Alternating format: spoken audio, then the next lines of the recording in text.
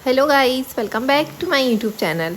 सो guys, आज मैंने दिया था टेक्स्ट बुक का मॉक, और जो मैंने सेक्शनल टेस्ट भी दिया था वो भी मैंने टेक्स्ट बुक से ही दिया था। मैंने सोचा था कि एक टेस्ट मैं टेक्स्ट बुक से दूंगी और दूसरा मैं किसी और ऐप से दूंगी, हॉलीवुड से या प्रैक्टिस मॉक से, लेकिन इतना फिर टाइम ही नहीं मिला मुझे कि मैं एक और मॉक दे दूं।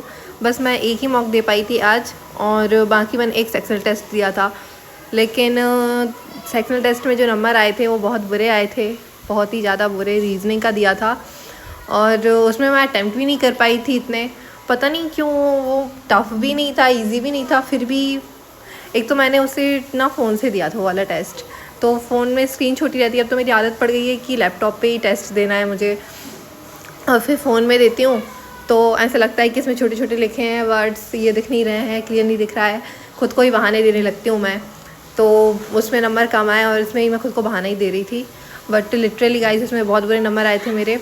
और आज का जो मॉक दिया था उसमें कल से थोड़े कम नंबर आ गए थे, मतलब बुरे नहीं आए थे, इतने बुरे नहीं आए थे कि वापस से डिमोटिवेट हो जाऊँ मैं, क्या इतने बुरे नंबर कैसे आ सकते हैं, ऐसे नहीं आए थे।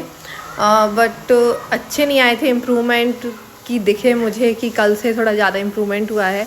लास्ट मेरे अच्छे 56 या 55 ही आए थे, मुझे इससे ज़्यादा बढ़ने का मौका ही नहीं मिला, बढ़ ही नहीं पा रही हूँ मैं। और कम से कम मेरे 66 तो आने चाहिए, इस वीक में तो आ ही जाएं कि मॉक में थोड़ा स्कोर बढ़े मेरा। बट अभी नहीं बढ़ा बिल्कुल भी, अभी तो 55 ही लास्ट ज़्यादा था मेरा। और जो एमपी में है वहाँ पे तो जो कट ऑफ की लिस्ट गिरती है वो बहुत ज़्यादा गिरती है, एटलीस्ट 70 से ज़्यादा तो रहती है, 78 82 समथिंग। और इस स्कोर से तो मैं बहुत दूर हूँ, बहुत ज़्यादा दूर हूँ, पता नहीं कभी इतना आ पाएगा। एटलीस्ट 20 एक नंबर तो बढ़ जाए मेरे अभी मॉक में, तब कहीं जाके मैं उस स्कोर के आसपास पहुँच पाऊँगी। एटलीस्ट इतना तो मैं कह पाऊँ, अगर निकले भी ना कि 2 नंबर से रह गई, 3 नंबर से रह गई, ये भी ठीक लगेगा। लेकिन जब इतनी ज़्यादा इतने दूर नंबर से रहो ना, तो ऐसा लगता है कोई पढ़ाई नहीं कर रहे हैं, इतने नंबर बीच में गैप है और कहाँ कट ऑफ और कहाँ हम, तो वो बहुत ज़्यादा बुरा लगता है। और टेक्स्ट बुक पे मैंने जो प्रीवियस ईयर का पेपर लगाया था, मतलब जो मॉक लगाया था वो प्रीवियस ईयर का पेपर था। और इसमें प्रीवियस ईयर के पेपर में मेरे इतने कोई ज़्यादा नंबर नहीं आए थे, मतलब 50 से ज़्यादा आने चाहिए थे, बट इतने नहीं आए थे, पता नहीं क्यों, ऐसा क्यों हुआ। बाकी इसका जो प्रीवियस ईयर का पेपर था वो तो सही था, लेकिन मैं प्रेफर करूँगी कि प्रीवियस ईयर के जो पेपर हैं वो अड्डा के ज़्यादा सही हैं। मुझे अड्डा 24/7 के प्रीवियस ईयर के पेपर ज़्यादा सही लगते हैं, शायद इसलिए क्योंकि मेरे उसमें अच्छे नंबर आए थे और मुझे वो थोड़ा इजी लगता है, एग्ज़ाम लेवल लगता है। बाकी ये भी होगा, अभी मैंने एक ही मॉक लगाया था प्रीवियस ईयर का, अभी कल और लगाऊंगी, एटलीस्ट दिन में 2 से 3 तो हो ही जाएं, बट नहीं हो पा रहे हैं अभी। और अभी मेरी एक बहन लैपटॉप लेके भोपाल चली गई है, तो मुझे लैपटॉप सिर्फ रात में मिलता है, और लैपटॉप का यूज़ दीदी करती हैं दिन भर, तो मैं सोच रही हूँ कि अभी एक टैब ले लेती हूँ, तो टैब भी बढ़िया रहेगा, एटलीस्ट फ़ोन से तो बड़ी स्क्रीन रहेगी उसकी।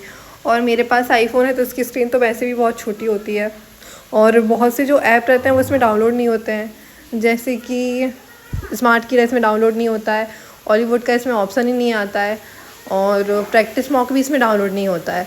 बहुत सारे ऐप ऐसे हैं जो मेरे फ़ोन में डाउनलोड ही नहीं होते हैं, और मेरी दीदी का फ़ोन यूज़ करो तो उनके फ़ोन की टूटी स्क्रीन रहती है, उनका भी छोटा सा फ़ोन है, तो मैं सोच रही हूँ कि मुझे एक टैब ख़रीद लेना चाहिए। अभी देखो, मेरा बर्थडे आने वाला है, तो कब दिलाते हैं घर वाले मुझे टैब। 18 को मेरा बर्थडे है, शायद उस दिन दिला दें या फिर उसके बाद दिलाएं। मम्मी ने बोला तो है कि दिला देंगे, तो मैं बहुत खुश हूँ कि मुझे बर्थडे पे टैब मिलने वाला है, जो कि मेरी पढ़ाई में बहुत काम आएगा। कल मैंने सुना था कि आरआरबी पीओ का जो एग्ज़ाम है वो डिले हो रहा है, मतलब ऐसे अभी कंफर्म न्यूज़ नहीं आई है, बट ऐसी वायरल हो रही थी कि शायद आरआरबी पीओ का एग्ज़ाम डिले हो रहा है। मेरी दीदी का भी है अभी, वो शायद 20 को या नहीं 21-22 को होने वाला था, तो भी अभी डिले हो रहा है, और शायद आज तो कंफर्म पता चल जाएगा कि डिले हो रहा है या नहीं। जिसका था वो बताना कमेंट में, उनको क्या पता चला है, हो भी रहा है या नहीं। मेरी दीदी तो बहुत कंफ्यूज है, वो चाहती हैं कि हो जाए डिले, थोड़ी और तैयारी हो जाएगी, बट मेरा ऐसा है कि ये हो जाए जल्दी से, फिर उसके बाद क्लर्क का भी है, फिर वो ऐसा ना करें कि क्लर्क का भी डिले करें, क्योंकि गैप तो रखेंगे कुछ दिन का दोनों एग्ज़ाम में। इसलिए मैं चाहती हूँ कि टाइम से हों सारे एग्ज़ाम, और क्लर्क का भी हो जाए। मैं सोच रही हूँ कि क्लर्क का मेरा पहले दिन ही हो, 6 तारीख को ही हो।